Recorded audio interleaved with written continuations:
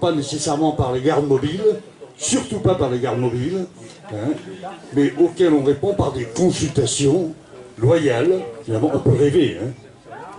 On peut rêver, mais ça peut exister aussi. Si nous nous battons pour des syndicats forts, ce que j'appelle moi les corps intermédiaires, ça en fait partie, nous pourrons lutter contre les abus de pouvoir, parce que nous sommes essentiellement victimes d'abus de pouvoir, tout simplement.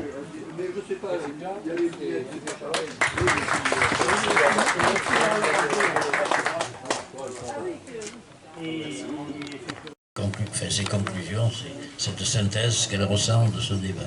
Merci. Ben voilà, comment on fait, comme disait le camarade, comment on fait pour assembler, comment on fait pour mobiliser. Je n'ai pas la solution, évidemment, hein, parce que sinon ça t'intéresse. Non, ce que je veux dire, c'est que oui, effectivement, il y a un problème déjà de force militante, hein, enfin, au sein des forces de gauche, même quelle qu'elle soit, même si effectivement avec la NUPES on a vu quand même une explosion, enfin une augmentation justement de ces forces militantes. Un problème au point de vue de la syndicalisation, enfin je pense que là-dessus on est tous d'accord, il y a une faiblesse syndicale dans les établissements qui est préjudiciable évidemment aux luttes et aux mobilisations. D'autant plus que si les syndicalistes qui sont présents seront d'accord, c'est souvent à l'hôpital des mobilisations et des luttes catégorielles. On se bat dans un service pour obtenir, et des fois on y arrive, des fois on n'y arrive pas, mais des mobilisations de politique générale de santé, comme il y a eu pour le 22, c'est vrai qu'effectivement les salariés des hôpitaux ne sortent pas. Et voilà, alors je pense qu'il n'y a pas eu de grande victoire, au niveau de la santé il y a bien longtemps, et je pense qu'ils ont la sensation de ne pas avoir de pouvoir et de poids de par leur mobilisation. C'est ça aussi qu'il faut qu'on soit présent pour expliquer que justement c'est grâce à la mobilisation du plus grand nombre qu'on pourra bouger les choses. Et évidemment là on parle des personnels des hôpitaux, mais je pense que la population aussi, les usagers de la santé comme on appelle, elle a aussi une grande responsabilité dans les mobilisations. Je pense que les salariés des hôpitaux doivent se sentir justement soutenus par la population d'où dépend leur établissement. Et là encore, c'est pas gagné, quoi, parce que... Alors après, c'est vrai que les gens ont un rapport un peu particulier à la santé. La santé, c'est la santé, et c'est aussi... on peut parler de mort quand on parle de santé. Et donc, du coup, on accepte, je pense qu'on a, en tant que citoyen, en tant qu'usager, on accepte beaucoup de choses. Même si on a conscience que ces choses ne sont pas normales, on les accepte parce que c'est sa propre santé, c'est son bien-être, voilà. Donc c'est un peu compliqué aussi le système quand on parle de santé.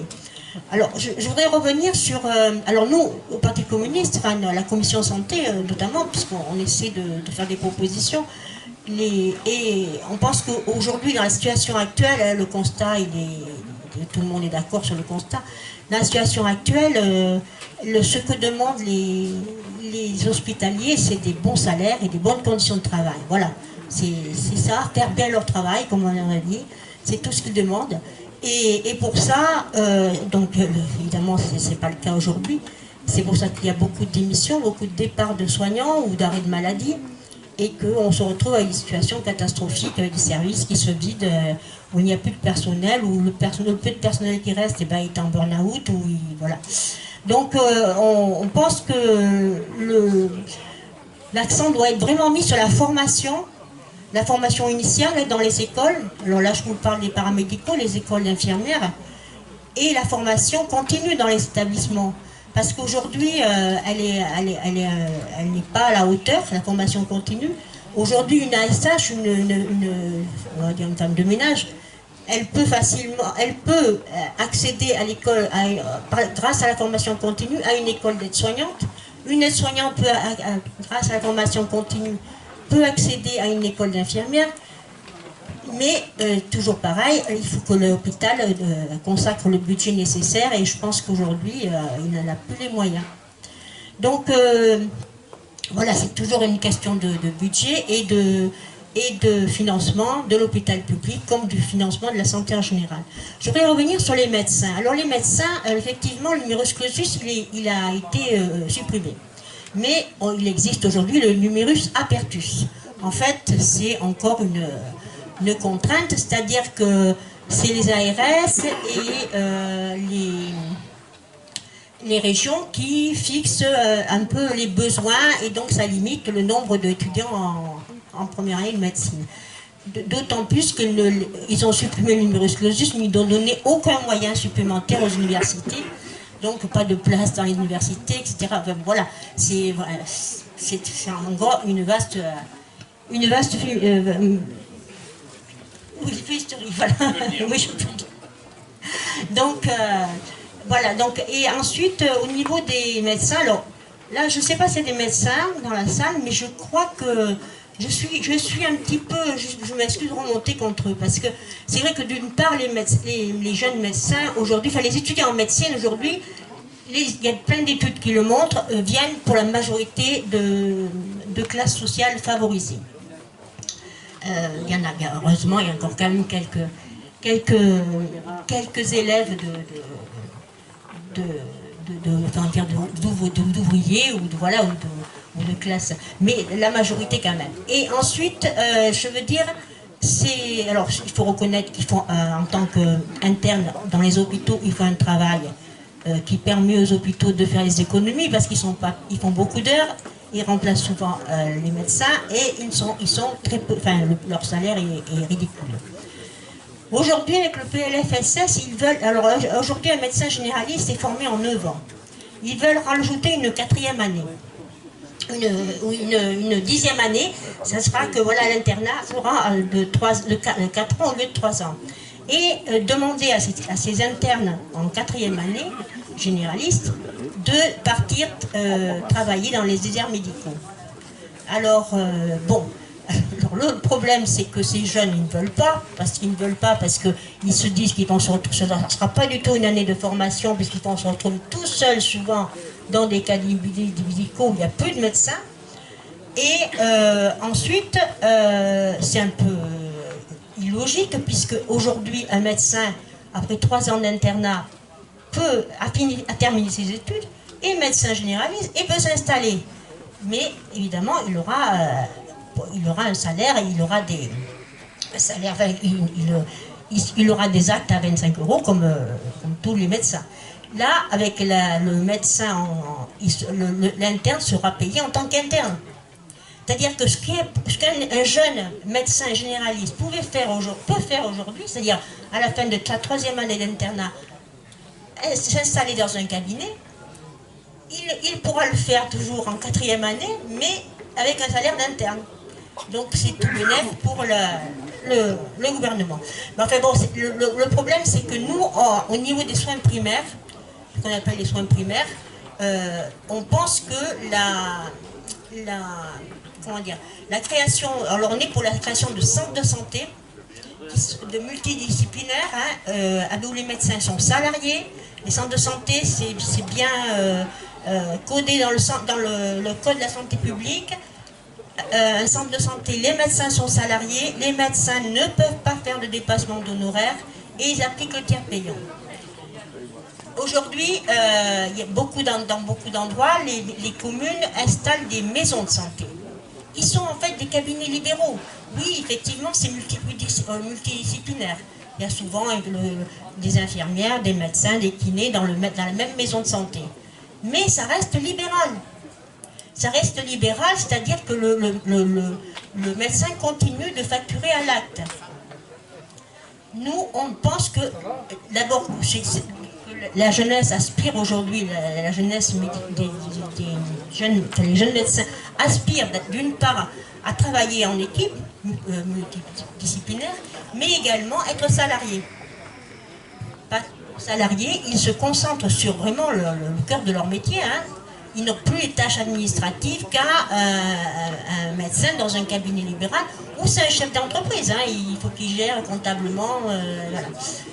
Donc voilà, nous là-dessus, il y a de plus en plus des possibilités d'installation de centres de santé. Il suffit que les communes, puisque les communes peuvent être gestionnaires, il suffit que la commune en ait de la volonté, et financièrement, la plupart des centres de santé marchent bien. Donc là, c'était au niveau des médecins.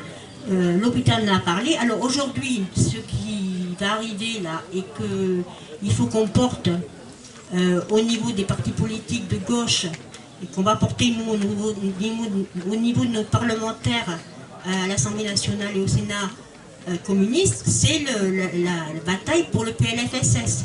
Ils vont, alors les recommandations de l'assurance maladie du dernier rapport de l'assurance maladie sont de faire encore 1,2 milliard d'euros sur la santé, enfin, sur le budget de la sécurité sociale sur la santé. Donc on s'attend évidemment encore à un rabais sur le budget qui va être attribué aux hôpitaux. Et encore donc là, je pense que la bataille aujourd'hui, et quand on explique aux gens que la santé, tout ce qui se passe au niveau de la santé, c'est pour arriver à, comment dire, au niveau de arriver à casser notre sécurité sociale. À casser notre sécurité sociale. Comme on veut casser notre hôpital public, on veut casser notre sécurité sociale, et petit à petit, ils rentrent dessus et ils y arrivent, de façon à ce qu'il y ait juste un panier de sécurité et que les gens soient obligés de se prendre des assurances privées, comme ils sont en train d'essayer de casser l'hôpital public en faveur des cliniques privées. Voilà. Donc c'est tout ce système-là qu'il faut expliquer aux gens que voilà, c'est pas vrai quand on parle du déficit de la sécurité sociale. Le déficit de la sécurité sociale, il existe parce qu'il n'y a pas assez de recettes. Parce qu'on exonère aujourd'hui. On exonère une partie du patronat, des grandes entreprises, de cotisation. Donc c'est voulu. Alors voilà, je veux dire, c'est vrai que c'est comment faire. On se pose tous la question aujourd'hui, comment faire. Mais je pense qu'il y a juste un commentaire. Il faut expliquer aux gens. Alors c'est vrai qu'aller trouver les salariés dans les établissements de santé, c'est compliqué. Parce que d'abord, quand ils débauchent, ils ont envie de rentrer, ils sont fatigués, ils ont des horaires décalés, c'est compliqué d'arriver à discuter avec eux. Donc c'est vrai que, voilà, je pense que... Mais je suis désolée de ne pas avoir plus de propositions à vous faire. Nous, on a des propositions, mais comment les faire connaître ? Là, je suis au même point que vous. Je pense qu'à juste la discussion avec les gens autour de nous. Dès qu'on peut, on porte les sujets qui sont d'actualité, hein, que ce soit le pouvoir d'achat, que ce soit la santé, que ce soit l'école.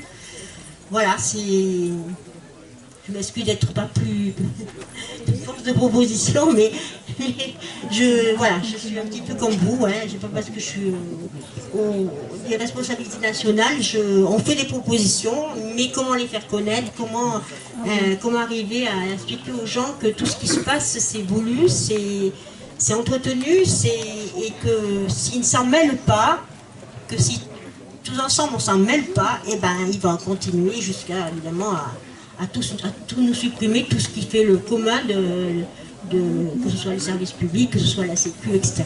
Voilà.